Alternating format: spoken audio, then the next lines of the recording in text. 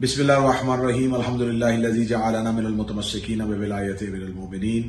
अस्सलाम वालेकुम यार इस्लाम मदद। आप देख रहे हैं हमारा ऑफिशियल यूट्यूब चैनल। पिछले दिनों से सोशल मीडिया पर एक मौजू ज़ेर बहस रहा जिसको हर तरह के लोगों ने अपने मकासद के लिए इस्तेमाल किया।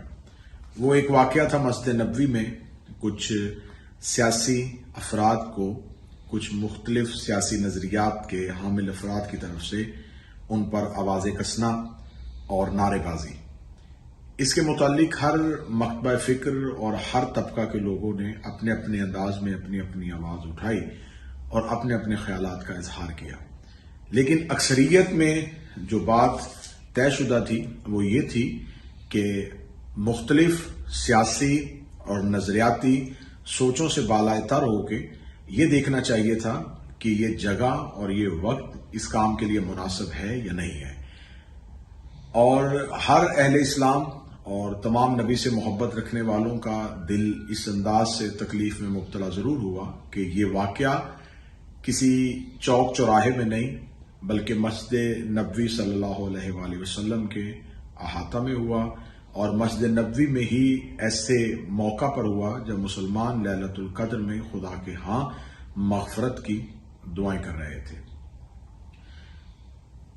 अक्सर ऐसा होता है कि हम अहद हाज़िर में होने वाले वाक़यात को उस तनाजुर में जब देखते हैं तो हमें बहुत से ऐसे तारीख के वाक़यात की तरफ हमारी तवज्जो चला जाती है जिससे उम्मत मुसलमान अभी तक बेखबर है।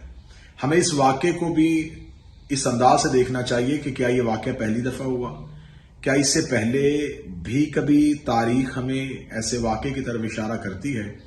तो आज के इस वीडियो में मैं साहिबाने अक्ल व फ़िक्र की तवज्जो इस जानिब मबजूल करवाऊंगा कि यकीनन ये पहला वाक़या नहीं।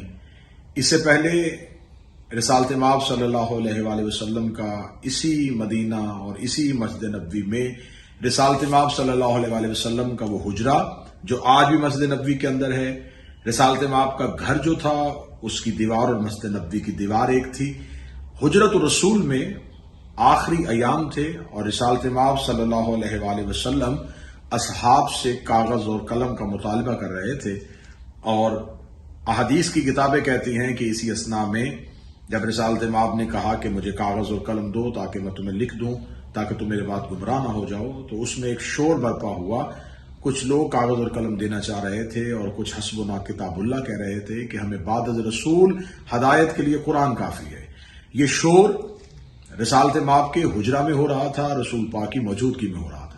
इससे पहले खुदावंद मुतआल सूरह मुबारक हुजरात में एक हुक्म मखसूसी जो है वो दे चुका है कि खबरदार मेरे नबी की आवाज से अपनी आवाजों को ऊंचा ना किया करो, ऐसा ना हो कि तुम्हारे अमाल जाया कर दिए जाएं। जैसे तुम आपस में गुफ्तगू करते हुए एक दूसरे से अपनी आवाज ऊंचा कर लेते हो, कभी भी रसूल के सामने दौरान गुफ्तगू भी अपनी आवाज को ऊंचा ना करना। यह हुक्म खुदा ने कुरान में दे दिया था और यह तयशुदा कानून था कि रसूल के सामने अपनी आवाजों को ऊंची आवाज में बुलंद नहीं करना।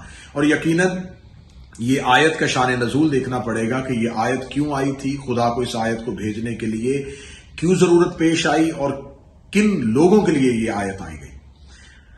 अब रिसालत माब की हुजरा में ये शोर बुलंद हुआ। फिर हमें देखना है कि इस मस्जिद नबवी में जिसके लिए आज हर मुसलमान का दिल दुख रहा है, हर मुसलमान तकलीफ में है कि काश ये वाक़या मस्जिद नबवी में ना होता, तो हमें देखना चाहिए कि क्या इस मस्जिद नबवी में इससे पहले भी ऐसा हुआ।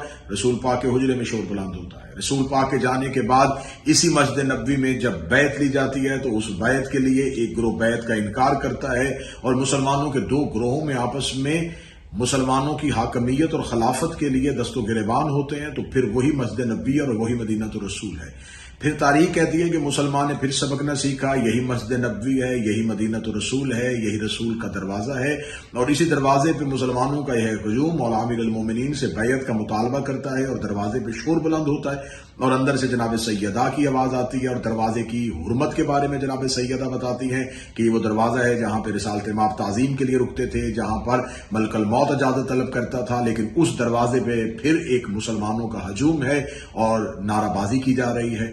پھر دیکھنا ہے کہ کیا پھر ایسا کوئی واقعہ ہوا، تو پھر تاریخ ہمیں بتاتی ہے کہ ایسا واقعہ پھر ہوا ہے جب حضرت امام حسن ہے اور پھر یہی مدینۃ الرسول ہے، یہی مسجد نبوی ہے، اور امام حسن علیہ السلام کے جنازے پہ تیر برسائے جاتے ہیں، اور ایک اکثریتی ہجوم جو ہے وہ سبط اکبر فرزند رسول کے جنازہ کو اس سوچ کے ساتھ واپس بھیج دیتا ہے کہ ہم اس جنازہ کو پہلو رسول میں دفن نہیں ہونے دیں گے۔ پھر یہی مسجد نبوی ہے، یہی روضۃ الرسول ہے، یہی حجرۃ الرسول ہے، یہی مدینۃ الرسول ہے، اور یہاں حسین ابن علی کو رسول کے بیٹے سے اسی مدینۃ الرسول میں بیعت کا مطالبہ کیا جاتا ہے۔ پھر یہی وہ مسجد نبوی ہے جہاں 63 ہجری کو یزید ابن معاویہ آ کے مسجد نبوی کے اندر اس کی فوج کے گھوڑے باندھے جاتے ہیں، اور کئی مہینوں تک مسجد نبوی کے اندر سے ان گھوڑوں کی غلاظت کو اٹھایا جاتا ہے۔ یہی وہ مسجد نبوی ہے جس کی توہین کی جاتی ہے۔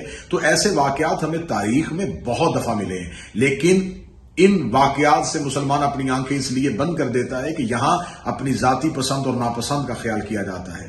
آج مسجد نبوی میں جو ہوا، سیاسی ہلڑ بازی ہوئی، نعرہ بازی ہوئی، توہین مذہب کے مقدمات کا اندراج بھی ہو گیا، ہر مسلمان جو ہے، ہر عاشق رسول جو ہے، اس کا دل خون کے آنسو رو رہا ہے۔ تو میری گزارش ہے کہ اس واقعہ کے تناظر میں اگر آپ ہر اس فرد کی مذمت کریں جس نے جس دور میں رسول کے سامنے اپنی آواز کو اونچا کیا، جس نے جس دور میں مدینۃ الرسول کی توہین کی، جس نے جس دور میں مسجد نبوی کی حرمت کو پامال کیا، تو میرا خیال ہے کہ پھر آپ سچے عاشق رسول بھی ہیں، پھر آپ کے دل میں سچی رسول کی محبت بھی ہے۔ لیکن اگر آپ ان افراد کو معاف کر کے، ان واقعات سے چشم پوشی کر کے مخصوص لوگوں کے لیے یہ آواز اٹھاتے ہیں، تو پھر آپ مذہب کے کارڈ کو استعمال کر رہے ہیں، پھر آپ عشق نبی کا کھوکھلا نعرہ لگا رہے ہیں، پھر آپ محبت رسول نہیں ہے، پھر آپ اپنی ذاتی پسند اور ناپسند کے معیار کے مطابق گفتگو کر رہے ہیں۔ خداوند متعال ہمیں حق بولنے، حق کہنے، حق سوچنے، حق سننے اور حق سمجھنے کی صلاحیتیں عطا فرمائے، اور ایسے مواقع عطا فرمائے کہ ہم حق کے لیے اپنی آواز کو بلند کر سکیں۔ خدا میرے ملک کا حامی و ناصر ہو، اس ملک میں رہنے والوں کو اپنے حفظ و امان میں رکھے۔ السلام علیکم یا علیہ السلام۔